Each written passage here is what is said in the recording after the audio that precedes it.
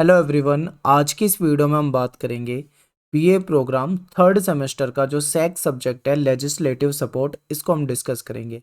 देखिए, इसकी यूनिट 1 जो है वो मैंने करा दी है। आज हम बात करेंगे यूनिट 2 यानी सेकंड यूनिट की, और इसका ये पार्ट 1 है यानी पहला वीडियो है, और 2 पार्ट में आपको मैं ये चैप्टर कराऊंगा क्योंकि बड़ा चैप्टर है। तो ये पहला पार्ट है। चैप्टर का जो हमारा नाम है वो है विधायी प्रक्रिया का समर्थन। देखिए, इसमें हम क्या करने वाले हैं, आज की इस वीडियो में हम ये सीखेंगे कि किस प्रकार से भारत में कानून का निर्माण किया जाता है। ठीक है, ये वीडियो जो है DU SOL, NC web, DU regular सभी के लिए काम आएगी क्योंकि सिलेबस जो है वो हर जगह एक जैसा है। तो बात करेंगे आज की how a bill becomes a law, कि जो हमारा एक बिल होता है, जो एक विधेयक होता है, वो कानून कैसे बनता है। इस प्रोसेस को हम यहाँ पे समझेंगे। ठीक है, तो देखिए, वैसे तो इसे कम शब्दों में आपको समझा दूंगा मैं, लेकिन किताबी लैंग्वेज में बहुत बड़ा है, उसको भी हम देखते हुए चलेंगे। तो देखिए, यहाँ पे सबसे पहले कानून बनने से पहले का प्रोसेस समझिए। देखिए, क्या होता है कि सबसे पहले किसी कानून को बनाने की पहल जो होती है वो किसी मंत्रालय के द्वारा की जाती है। ठीक है, वो कोई भी मंत्रालय हो सकता है, जैसे कृषि मंत्रालय है, हो सकता है वो कृषि से संबंधी कुछ नया कानून लाना चाहता हो, या खेल मंत्रालय हो, वो कुछ नया कानून ला रहा हो, या कुछ भी हो सकता है। ठीक है, गृह मंत्रालय हो सकता है कि नागरिकता से रिलेटेड कोई कानून लेके आए। तो जो मंत्रालय होता है, इसकी शुरुआत वहां से होती है। मंत्रालय में क्या होता है कि कानून का पहले मसौदा यानी कि ड्राफ्ट बनाया जाता है। ठीक है, ड्राफ्ट यानी इसको हम कच्चा कच्चा खाका कह सकते हैं उसका। ठीक है, जिसको हम विधेयक के रूप में जानते हैं। फिर क्या होता है कि कोई भी ड्राफ्ट जब बनाया जाता है तो उस पे उसको संसद में लाने से पहले उसकी जो टेक्निकल जो कानूनी दांव पेच होते हैं उस पे चर्चा कर ली जाती है। देख लिया जाता है कि कोई इसमें कहीं संविधान का उल्लंघन तो नहीं हो रहा, कहीं ऐसा तो नहीं है कि ये कानून वहां पर जाए संसद में, वहां पे फेल हो जाए, या फिर न्यायपालिका के सामने कोई मुद्दा चला जाए और बाद में दिक्कत हो। तो इसीलिए पहले उस पे क्या करा जाता है, जो विधि मंत्रालय होता है, ठीक है, जो उससे सलाह ली जाती है, जो महान्यायवादी होता है उससे सलाह ले ली जाती है ताकि कोई कानूनी दांव पेच ना हो। जब उससे परामर्श कर लिया जाता है, ठीक है, तो उससे पता लग जाता है कि भाई हमारा जो ड्राफ्ट है वो ठीक है। जब लगता है कि ड्राफ्ट हमारा ठीक है, उसके बाद उसको क्या किया जाता है, कई बार ऐसा हो जाता है कि कुछ संगठन होते हैं उनसे भी परामर्श लिया जाता है। जैसे मान लो कृषि से संबंधित कोई कानून बनाना है, तो जो कृषि संगठन होंगे, बहुत सारे संगठन होते हैं, बहुत सारी यूनियन होती है किसानों की, तो उन यूनियन को भी बुलाया जाएगा। ठीक है, उनके प्रतिनिधियों को बुलाया जाएगा कि हम ये कानून लेकर आ रहे हैं और एक बार देख लो, इसमें ये पॉइंट है। कुछ अगर तुम्हारा भी सुझाव हो तो बता सकते हो, तो हो सकता है कि वो कुछ और सुझाव दें, सरकार उसको भी अपने बिल में शामिल कर सकती है, अपने मतलब विधेयक में शामिल कर सकती है। ठीक है, तो ये भी एक तरीका होता है कि कई बार संगठनों से भी परामर्श लिया जाता है। उसके बाद जब उन्हें लगता है कि ठीक है सब कुछ, फिर उसको संसद में लाया जाता है। और आप जो यहाँ से पढ़ना शुरू करते हो सीधा मसौदे को, कि संसद में आ जाता है। ठीक है, लेकिन इससे पहले का प्रोसेस जो होता है वो ये होता है, पूरा का पूरा आपको समझाया है। अब देखो आगे क्या होता है कि विधेयक जो होता है वो दोनों सदनों में पारित कराया जाता है, उसके बाद उसमें राष्ट्रपति के हस्ताक्षर होते हैं, तब जाके कोई विधेयक जो है कानून बनता है। ठीक है, दोनों सदनों यानी राज्यसभा और लोकसभा, इन दोनों में पास होने के बाद फिर वो जाएगा प्रेसिडेंट के पास। फिर जब राष्ट्रपति उसमें सिग्नेचर कर देंगे तब वो क्या बन जाएगा, कानून बन जाएगा। तो ये होती है कानून निर्माण की प्रक्रिया। तो थोड़ा और विस्तार से समझते हैं। देखिए, हमारी संसद के 3 महत्वपूर्ण अंग होते हैं, एक लोकसभा, एक राज्यसभा और तीसरा राष्ट्रपति। राष्ट्रपति सबसे महत्वपूर्ण है। ठीक है, ये भी आपको याद रखना है। तो चलिए समझते हैं क्या होता है कि मान लो कोई विधेयक है, ठीक है, कोई ड्राफ्ट है, वो मान लो लोकसभा में लाया गया, क्योंकि दोनों सदनों से पारित कराना है, तो हो सकता है वो पहले लोकसभा में ले आए या राज्यसभा में ले आए, कोई ऐसी बंदिश नहीं है। ठीक है, कहीं भी ला सकते हैं। तो मान लीजिए लोकसभा में लेके आए, तो उसमें कुछ स्टेप होती है। सबसे पहले क्या होगा, उसको प्रस्तुत किया जाता है, और जब कोई विधेयक लाया जाता है तो उससे 2 दिन पहले उसकी जो कॉपी होती है वो सभी जो मेंबर्स होते हैं, MP होते हैं, उनको प्रोवाइड करा दी जाती है। ठीक है, ताकि वो उसको पढ़ सके, समझ सकें। तो पहले इसको प्रस्तुत किया जाता है, फिर क्या होता है, उस पर चर्चा होती है। ठीक है, जो लेकर आया विधेयक को, यानी सरकार अगर लेकर आ रही है तो सरकार उसके पक्ष में बोलेगी, और जो विपक्षी हैं वो उसकी क्या करेंगे, कमियां निकालेंगे। यानी जो सरकार है वो उसकी खूबियां बताएगी कानून की, और जो विपक्ष है वो उसकी कमियां बताएंगे। तो इस तरीके से चर्चा होगी, वाद विवाद होगा। उसके बाद क्या होगा, उस पर मतदान कराया जाएगा। अगर मतदान में वो 2/3 बहुमत मिल जाता है उसको, तो वो वहां से क्या हो जाएगा, पास हो जाएगा। यानी मतदान कराने में 2/3 बहुमत मिल जाता है तो वो वहां पे पारित हो जाता है। मान लो लोकसभा में ये प्रोसेस हो गया, तो फिर उसके बाद क्या होगा, उसको राज्यसभा में ले जाएंगे और राज्यसभा में फिर से उसको सेम प्रोसेस से गुजरना पड़ेगा। वहाँ पे भी प्रस्तुत किया जाएगा, वहाँ पे भी चर्चा होगी, वाद विवाद होगा, ठीक है, पक्ष में विपक्ष में तर्क होंगे। इसके बाद क्या होगा, इसके बाद उसमें मतदान कराया जाएगा। अगर वहाँ से भी उसको 2/3 बहुमत मिल जाता है तो वो क्या होगा, वहाँ पे पारित हो जाएगा और फिर जाएगा वो राष्ट्रपति के पास। तो राष्ट्रपति अगर उस पर सिग्नेचर कर देता है तो राष्ट्रपति के सिग्नेचर के बाद वो कानून बन जाएगा। देखो ये तो बिल्कुल सामान्य प्रक्रिया है कि पहले लोकसभा में लेकर आए किसी विधेयक को, किसी बिल को, वहाँ से वो पास हो जाता है, फिर उसको राज्यसभा में ले गए, वहाँ से पास हो जाता है, राष्ट्रपति के पास ले गए, उसने भी सिग्नेचर कर दिए, तो ये कानून बन गया। लेकिन इतना आसान नहीं होता कानून बनना। कई बार क्या होता है कि लोकसभा में हो सकता है कि वो लोकसभा में पास हो जाए लेकिन वो राज्यसभा में अटक जाए। तो ऐसे में क्या होता है, फिर राज्यसभा मतलब एक सदन से पास हो गया, दूसरे सदन में अटक गया, तो ये इसको पुनर्विचार के लिए भेज सकते हैं। पुनर्विचार करके इन्हें, लोकसभा को लगता है कुछ संशोधन वगैरह करके वापस से यहाँ भेजेंगे। फिर भी अगर ये नहीं मानते तो ऐसे में क्या होता है, एक संयुक्त बैठक भी बुलाई जा सकती है, वहाँ पे इसका सॉल्यूशन किया जाता है, ठीक है। तो इस तरीके से तो ये कुछ प्रोसेस होता है, लोकसभा, राज्यसभा और राष्ट्रपति, इन सब से गुजर कर, ठीक है, सबकी सहमति मिलने के बाद कोई विधेयक जो है वो कानून बनता है। तो ये तो बहुत शॉर्ट में समझा दिया, अभी इसी को बहुत ज़्यादा डिटेल में पढ़ेंगे, ठीक है, बहुत ज़्यादा डिटेल में, तो वो आपको ध्यान से देखना। अब यहाँ पे देखो 3 चीज़ें और याद रखनी है हमें कि जो हमारा संविधान है उसमें जो आर्टिकल है 245 यानी 245, इसमें 3 सूचियों के बारे में बातें की गई है। एक तो है संघ सूची, एक है राज्य सूची और एक है समवर्ती सूची। देखिए संघ सूची क्या है, संघ सूची में कुछ ऐसे विषय दिए हुए हैं, 100 के करीब विषय हैं इसमें, 100 विषय, ठीक है, ऐसे विषय दिए हुए हैं जिसमें केंद्र की सरकार कानून बनाएगी, ठीक है, केंद्र की सरकार या संघ सरकार जो होती है हमारी, ठीक है, ये कानून बनाएगी। इसमें क्या है, इसके बाद है हमारी राज्य सूची जिसमें 61 विषय दिए हुए हैं। और देखिए ये विषय जो है ये ऊपर नीचे भी हो जाते हैं कई बार, जैसे इसमें 97 थे पहले, बाद में 100 हो गए, ठीक है। तो ये घटाए या बढ़ाए जा सकते हैं, तो हमेशा इनकी संख्या एक नहीं रहेगी जितनी आप यहाँ पे देख रहे हो, तो ये भी याद रखना है। तो संघ सूची में हमने 100 विषय देख लिए जिसमें कि केंद्र सरकार जो कानून बनाती है, राज्य सूची में 61 विषय दे रखे हैं जिसपे कि राज्य की सरकार कानून बनाएगी, ठीक है। और समवर्ती सूची में 52 विषय रखे गए हैं जिसमें राज्य की सरकार भी कानून बना सकती है और केंद्र की सरकार भी कानून बना सकती है, ठीक है, दोनों को कानून बनाने का अधिकार दिया हुआ है। लेकिन मान लो अगर दोनों के बीच में कोई विवाद हो जाता है तो ऐसे में फिर केंद्र सरकार का जो कानून है वो प्रबल माना जाएगा, ठीक है, ज्यादा उसी को वैल्यू दी जाएगी। तो ये आपके सामने हो गया, इसको भी आगे विस्तार से पढ़ेंगे, ठीक है। चलिए अब राज्य सूची और समवर्ती सूची को, ये तो मैंने आपको बिल्कुल शॉर्ट में समझा दिया था, अब इसको किताबी लैंग्वेज में पढ़ते हैं। तो देखिए राज्य सूची की बात करें तो राज्य सरकार राज्य की विधानसभा को, राज्य की जो विधानसभा होती है उसको इस सूची में जो भी विषय दिए हुए हैं उस पर कानून बनाने का, कानून निर्माण का पूरा अधिकार होता है, ठीक है। राज्य विधानसभा द्वारा बनाए गए कानून संबंधित राज्य में ही लागू होंगे। जैसे यूपी की विधानसभा ने कोई कानून बनाया है तो वो यूपी में ही लागू होगा, बिहार की सरकार ने कोई कानून बनाया है तो वो बिहार में ही लागू होगा, पंजाब की सरकार कानून बनाएगी तो पंजाब में लागू होगा, इस तरीके से, ठीक है, संबंधित राज्य में लागू होंगे। वे विषय जो क्षेत्रीय महत्व के हैं, जिन मुद्दों को केवल स्थानीय समाधानों से निपटाया जा सकता है, ऐसे मामले जो कल्याण विविधता की अनुमति देते हैं, ठीक है, तो ये सब क्या होते हैं, राज्य सूची के अंदर सूचीबद्ध कर दिए गए। इसमें 61 विषय हैं जो कि पहले इसमें 66 विषय होते थे। तो इसमें कौन कौन से विषय आते हैं, जैसे सार्वजनिक व्यवस्था करनी हो, सड़क निर्माण, पुलिस, स्वास्थ्य, ठीक है, स्वास्थ्य सेवाएं, स्थानीय प्रशासन, कृषि, पेयजल, स्वच्छता, ये सारे जो मामले होते हैं ये सब क्या है, राज्य सरकार के अंतर्गत आते हैं, यानी राज्य सूची के अंतर्गत आते हैं, ठीक है। इसमें राज्य सरकार जो होती है वो कानून बनाएगी। इसके बाद है संघ सूची, इसमें कौन सरकार कानून बनाएगी, केंद्र की सरकार, मैंने आपको स्टार्टिंग में बता दिया था, ठीक है।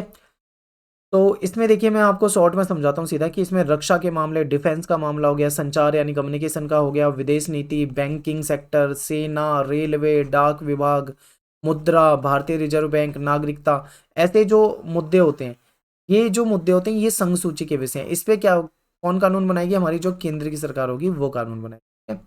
इसके बाद है समवर्ती सूची। समवर्ती सूची में कौन बना सकता है कानून, स्टार्टिंग में ही आपको बता दिया था कि राज्य की सरकार भी बना सकती है और केंद्र की सरकार भी बना सकती है, लेकिन विवाद हो जाए तो किसका माना जाएगा, केंद्र का माना जाएगा, ठीक है। तो इसमें कौन से मुद्दे आते हैं ये देखिए, तो इसमें मुद्दे आते हैं जैसे शिक्षा हो गया, शिक्षा जो है राज्य और केंद्र दोनों में आ जाता है, वन हो गया, नापतौल हो गया, पर्यावरण से संबंधित मुद्दे हो गए, ठीक है, विद्युत हो गया, विवाह हो गया, ऐसे ही और भी कई विषय हैं। तो ये जो विषय हैं ये समवर्ती सूची में, ठीक है, अब आगे देखते हैं और विस्तार से समझते हैं कानून निर्माण की प्रक्रिया को। तो देखिए, कोई भी प्रस्ताव सरकार द्वारा या फिर संसद के किसी अन्य सदस्य के द्वारा विधेयक के रूप में संसद में के समक्ष यानी संसद में पेश किया जा सकता है। ठीक है, और एक विधेयक कानून का प्रारूप होता है। विधेयक जो होता है वो क्या होता है, कानून का प्रारूप होता है, यानी कि ड्राफ्ट होता है। ठीक है, इसे तब तक कानून नहीं बनाया जा सकता जब तक इसमें दोनों सदन यानी जो राज्यसभा है और जो लोकसभा है इसकी सहमति ना मिल जाए, और इसके साथ साथ राष्ट्रपति की सहमति भी मिलनी जरूरी है।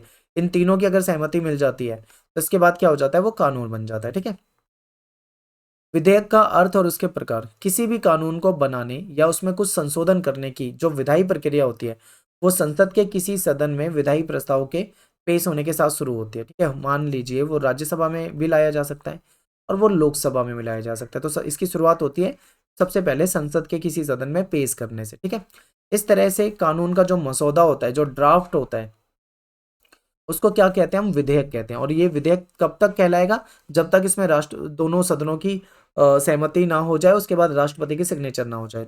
राष्ट्रपति के जैसे इसमें सिग्नेचर होंगे तो ये कानून कहलाता है। ठीक है, उससे पहले ये विधेयक कहलाता है। तो विधेयक को संसद के किसी भी सदस्य के द्वारा सदन में लाया जा सकता है, प्रस्तुत किया जा सकता है। ठीक है, विधेयक को देखें तो वो मेनली दो प्रकार में इसको बांट के देखेंगे। एक तो होता है सरकारी या सार्वजनिक विधेयक, ठीक है, गवर्नमेंट बिल जिसको हम कहते हैं। दूसरा जो होता है हमारा वो होता है प्राइवेट बिल, यानी कि जिसको हम निजी विधेयक कहते हैं। ठीक है, इन दोनों में अंतर क्या होता है ये समझिए। सरकारी विधेयक देखिए, इसमें क्या होता है, इसे संसद में कोई मंत्री प्रस्तुत करता है। ठीक है, कोई मंत्री प्रस्तुत करेगा, एक तरह से सरकार का नुमाइंदा होगा। ये सरकार की जो नीतियां होती है उसको प्रदर्शित करता है। ठीक है, तो सरकारी जो विधेयक होता है इसको कौन करता है प्रस्तुत, मंत्री करता है। लेकिन जो निजी विधेयक होता है उसमें मंत्री के अतिरिक्त किसी अन्य सांसद के द्वारा यह प्रस्तुत किया जाता है। ये सरकार की नीतियों को प्रदर्शित करता है।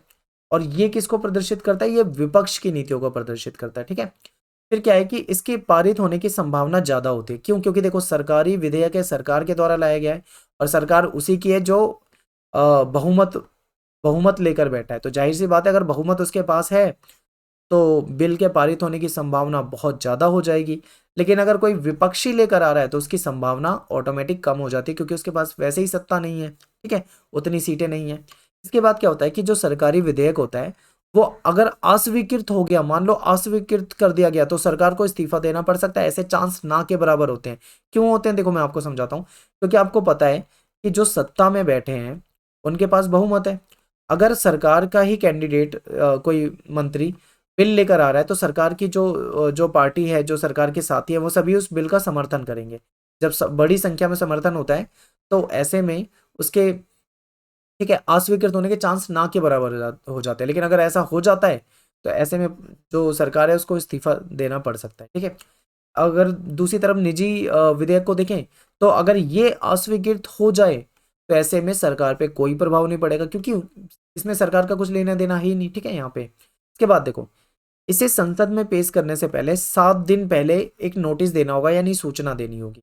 और अगर प्राइवेट बिल है तो उसको संसद में लाने से पहले 1 महीने पहले सूचना देनी होती है। ठीक है, फिर क्या होता है, इसे संबंधित विभाग जो होता है उसके द्वारा और विधि विभाग से परामर्श करने के बाद इसको लाया जाता है।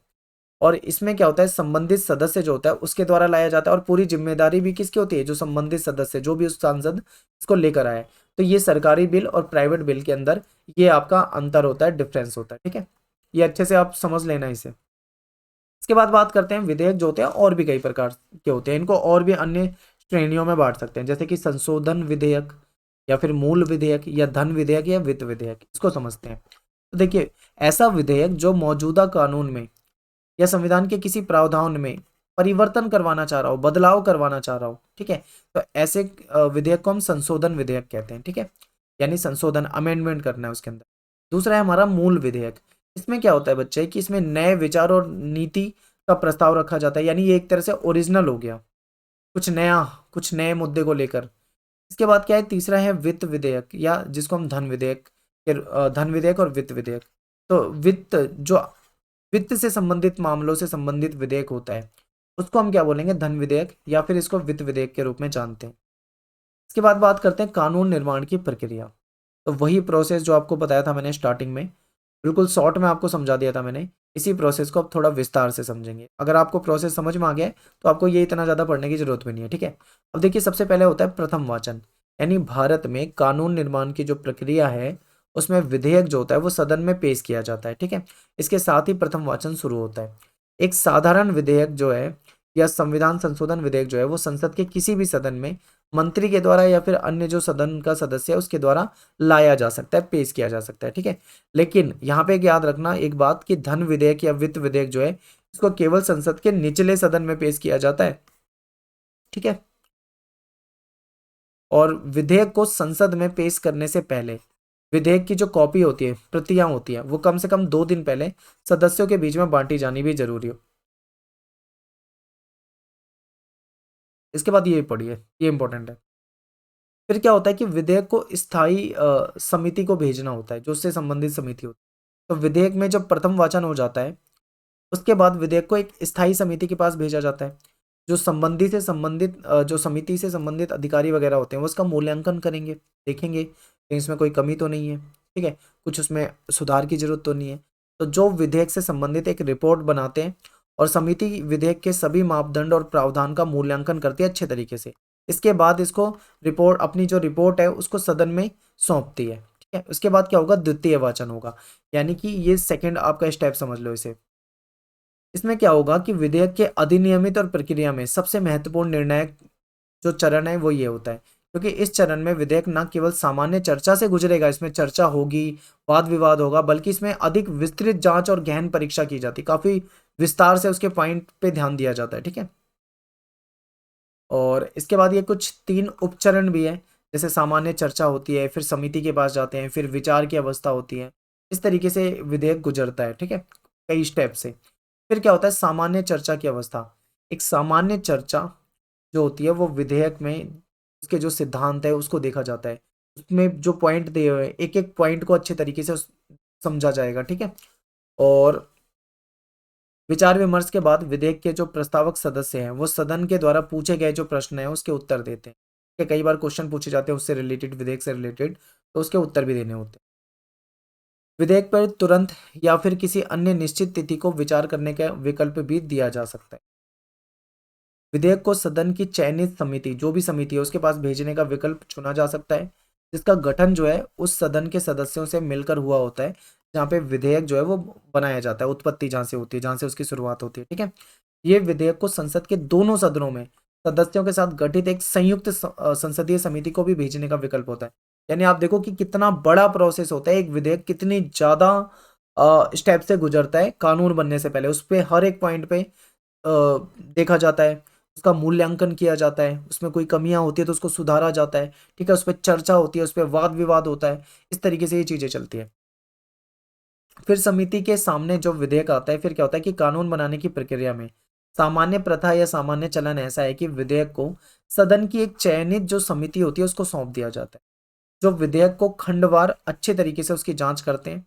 और समिति के पास विधेयक के प्रावधानों में संशोधन करने की भी शक्ति होती है, अगर उन्हें लगता है कि भाई उसमें कोई प्रावधान है जिसमें कुछ बदलाव की जरूरत है तो वो संशोधन कर सकते हैं, लेकिन इसके मूल विचार को नहीं बदला जा सकता, ठीक है, मूल विचार उसका वही होना चाहिए। तो इस तरीके से इसे देखा जाता है।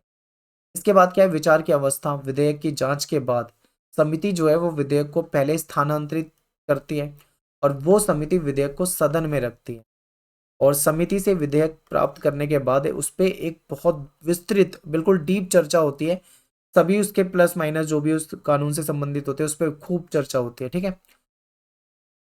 हर एक पॉइंट पे अच्छे से चर्चा करने के बाद फिर तृतीय वाचन होता है।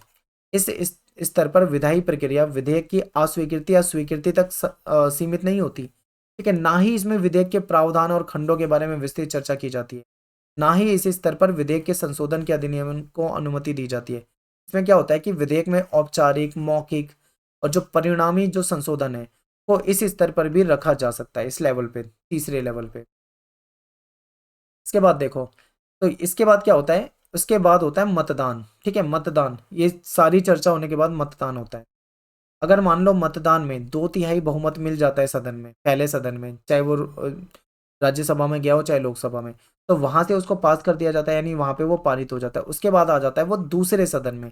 अब दूसरे सदन में क्या होता है, दूसरे सदन में फिर से वही होता है, जिस प्रक्रिया से वो पहले सदन में गुजरा होता है वही यहाँ पे फिर से क्या होगा, उसमें चर्चा होगी, प्रथम वाचन, द्वितीय वाचन जो है, ठीक है। सभी स्टेप जो पहले फॉलो करे थे हमने, वो सारे के सारे स्टेप यहाँ पे फॉलो होंगे।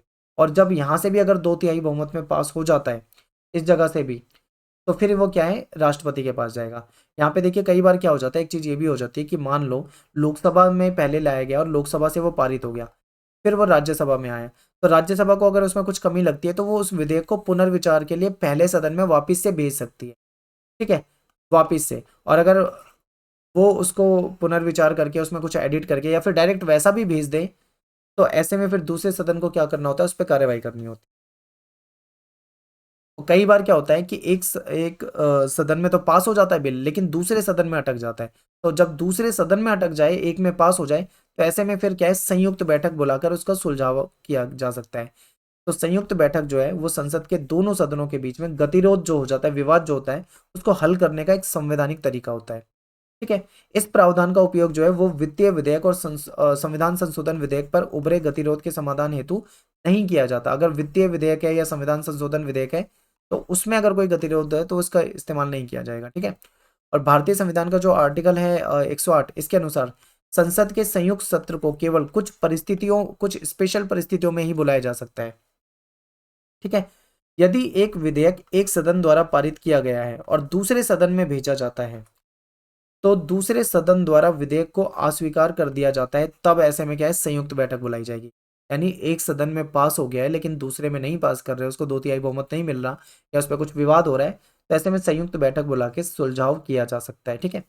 फिर क्या है कि सदनों ने अंततः विधेयक विधेयक में किए जाने वाले संशोधन पर, मान लो कोई संशोधन किया है, उस पर भी असहमति जताई, या फिर दूसरे सदन में विधेयक जो है वो प्रथम सदन द्वारा भेजे जाने की तारीख से 6 महीने की अवधि तक वहीं लंबित ही पड़ा रहा, तो ऐसे में उसको सुलझाने के लिए संयुक्त बैठक को बुलाया जा सकता है, ठीक है। और जब संयुक्त बैठक बुलाई जाती है, सत्र बुलाया जाता है, वो राष्ट्रपति के द्वारा बुलाया जाता है। और इसकी अध्यक्षता कौन करेगा, लोकसभा का जो अध्यक्ष होता है, लोकसभा का जो स्पीकर होता है, वो इसकी क्या करता है, अध्यक्षता करता है, ठीक है। इसके बाद देखो, गतिरोध को हल करने के लिए विधेयक पर निर्णय बैठक में उपस्थित मतदान करने वाले सदस्यों के बहुमत पे लिया जाएगा। यानी जो गतिरोध के समय में मान लो संयुक्त बैठक बुलाई गई है, उसमें जो लोग आए हुए हैं, जो एमपी आए हुए हैं, उनकी जो संख्या है, ठीक है, उसके आधार पे बहुमत के, यानी 2/3 बहुमत वगैरह देखा जाता है, तो उनकी संख्या के आधार पे जो अगर बहुमत मिल जाता है तो फैसला लिया जाता है। यदि संयुक्त बैठक का बहुमत विधेयक को मंजूरी देता है, तो विधेयक को संसद के दोनों सदनों से पारित मान लिया जाता है, यानी अब वो दोनों सदनों से पारित हो चुका है, ठीक है। और अब तक केवल 3 विधेयकों पर ही गतिरोध को हल करने के लिए संसद का संयुक्त सत्र बुलाया गया और ये देखिए क्या होता है, संयुक्त सत्र बुलाने की आवश्यकता ही नहीं पड़ती है ज्यादातर, इसीलिए आज तक केवल 3 बार ऐसा मौका आया है जब बुलाया गया हो। इसके बाद क्या होता है, जैसे मान लो दोनों सदनों से पास हो गया या संयुक्त बैठक में पास हो गया, फिर वो राष्ट्रपति के पास आता है स्वीकृति के लिए। तो भारत के राष्ट्रपति जो है वो संसद का हिस्सा होते हैं, क्योंकि कोई भी विधेयक तब तक कानून नहीं बनेगा जब तक राष्ट्रपति जो है उस पर सिग्नेचर नहीं करेंगे, उसमें अपनी स्वीकृति नहीं देंगे, ठीक है। राष्ट्रपति के पास जब कोई विधेयक आता है तो उनके पास 3 ऑप्शन होते हैं। पहला ऑप्शन होता है कि वह विधेयक को स्वीकृति देते हैं, यानी उस पर सिग्नेचर करते हैं और उसे कानून बना दे, या फिर वो उन्हें लगता है कि इसमें कुछ कमी है, ठीक है, इसमें कुछ अमेंडमेंट की जरूरत है, तो उसको पुनर्विचार के लिए भी वापस से भेज सकते हैं, ठीक है। और वह विधेयक को स्वीकृति देने के लिए, या फिर तीसरा ऑप्शन ये है कि वह विधेयक को स्वीकृति देने के लिए अनिश्चित काल तक रोक सकते हैं, जिसको वीटो पावर के रूप में जानते हैं, ठीक है। अब यहाँ पे एक और पॉइंट है जो आपको समझाना है। मान लो राष्ट्रपति ने पुनर्विचार के लिए भेज दिया और फिर उन्होंने उस पर पुनर्विचार कराया या नहीं कराया, या सेम उसको वापस भेज दिया राष्ट्रपति के पास, तो ऐसे में राष्ट्रपति को फिर उसमें सिग्नेचर करने ही होते हैं, ठीक है। इसके बाद देखो, ये जो राष्ट्रपति, उसको कभी कभी ऐसा भी हो सकता है कि राष्ट्रपति अनिश्चित काल तक किसी विधेयक को रोक लें, इसको क्या बोलते हैं, इसको पॉकेट वीटो बोलते हैं, इसको क्या बोलते हैं, पॉकेट वीटो। इससे क्या होगा, वो विधेयक जो है वो निरस्त हो जाएगा, ठीक है। तो यहाँ पे जो हमारा पार्ट 1 था वो खत्म हो जाता है। इसमें हमने क्या जाना है, इसमें हमने जाना है कानून बनाने की प्रक्रिया, कानून का जो निर्माण है उसकी क्या प्रोसेस होती है, कैसे एक बिल जो है वो कैसे एक कानून बन जाता है, यानी कि कैसे एक विधेयक जो है वो कानून बन जाता है, ये हमने यहाँ पे सीखा है, ठीक है। तो इतना सारा आप यहाँ पे देख सकते हो, ये बहुत बड़ी प्रोसेस है, ये पूरा इतना आपको पेपर में लिखने की जरूरत नहीं है। अगर आपने यहाँ पे समझ लिया होगा, देखो जैसे मैंने आपको यहाँ समझाया था, यहाँ पे अगर आपने समझ लिया है तो सेम चीज को आप अपने शब्दों में विस्तार से लिख सकते हो, लेकिन इतना ज्यादा प्रथम वाचन, द्वितीय वाचन, तृतीय वाचन और इतना ज्यादा लिखने की पेपर में जरूरत नहीं है। टू द पॉइंट लिखोगे और अच्छा आंसर लिखोगे तो आपको अच्छे मार्क्स मिलेंगे। ठीक है, तो मिलते हैं नेक्स्ट वीडियो में। थैंक्स फॉर वॉचिंग सभी को। जय हिंद, जय भारत।